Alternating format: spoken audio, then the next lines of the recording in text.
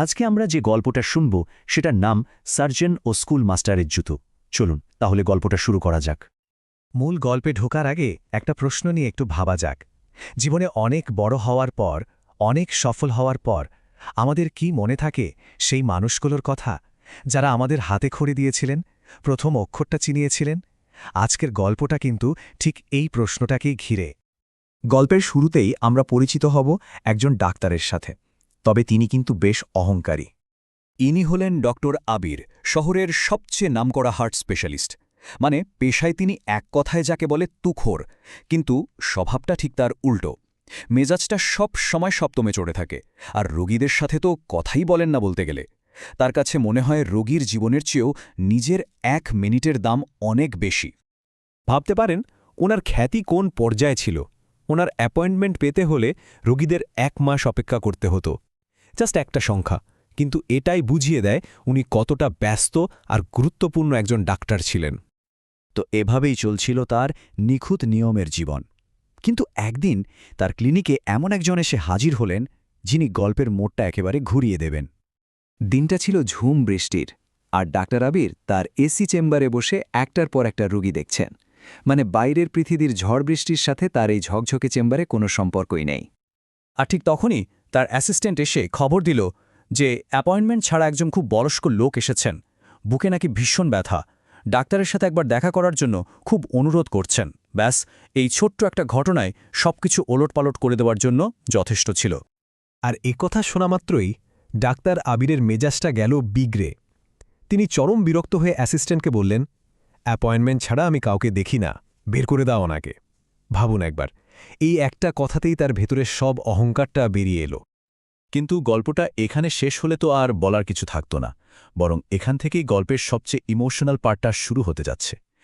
এক জোড়া ছেঁড়া জুতোকে ঘিরে থাকা এক অবিশ্বাস্য স্মৃতির গল্প। বাইরে চেঁচামেচি শুনে ডক্টর আবির রেগেমেগে চেম্বার থেকে বেরিয়ে এলেন, আর এসে যা দেখলেন, একজন দারোয়ান এক অতি সাধারণ জীর্ণ চেহারার বৃদ্ধকে প্রায় ধাক্কা দিয়ে বের করে দিচ্ছে। পরনে একটা ময়লা পাঞ্জাবি, আর পায়ে একজোড়া ছেঁড়া প্লাস্টিকের জুতো দড়ি দিয়ে কোনোমতে বাঁধা। দৃশ্যটা আসলেই খুব কষ্টদায়ক ছিল। আবির যেই না বৃদ্ধ লোকটাকে একটা ধমক দেবেন, ঠিক তখনই লোকটা কাপা কাপা গলায় বলে উঠলেন, আবির, বাবা আবির, আমাকে চিনতে পারছিস? আমি হারুন স্যার। ব্যাস, এই একটা ডাক, আর আবিরের সব রাগ, সব অহংকার যেন এক মুহূর্তে বরফ হয়ে গলে গেল। হারুন স্যার নামটা কানে যেতেই আবিরের চোখের সামনে যেন একটা সিনেমা চলতে শুরু করল। প্রায় ৩০ বছর আগের স্মৃতি, সেই দিনগুলো যখন তার পায়ে একটা জুতো কেনারও সামর্থ্য ছিল না। আর এই হারুন স্যারই নিজের ছেলের পুরনো জুতো জোড়া তাকে এনে দিয়েছিলেন। আর আজ সেই স্যারই তার সামনে দাঁড়িয়ে আছেন একজোড়া দড়ি দিয়ে বাঁধা ছেঁড়া জুতো পরে। আসলে ওই ছেঁড়া জুতোটা তো শুধু একজোড়া জুতো নয়, তাই না? ওটা ছিল একজন শিক্ষকের ভালোবাসার, তার আত্মত্যাগের একটা প্রতীক।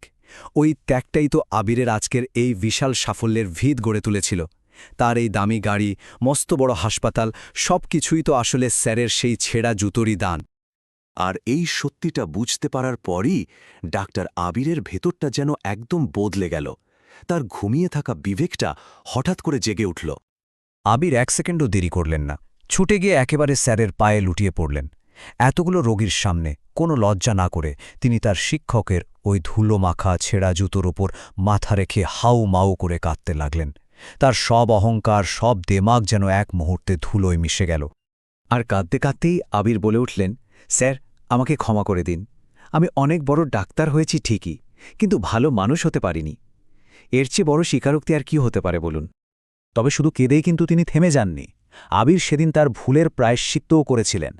তিনি স্যারের সারা জীবনের চিকিৎসার পুরো দায়িত্বটা নিজের কাঁধে তুলে নিলেন, আর শুধু তাই নয়, নিজের দামি গাড়িতে করে স্যারকে গ্রামে পৌঁছে দিয়ে এসেছিলেন।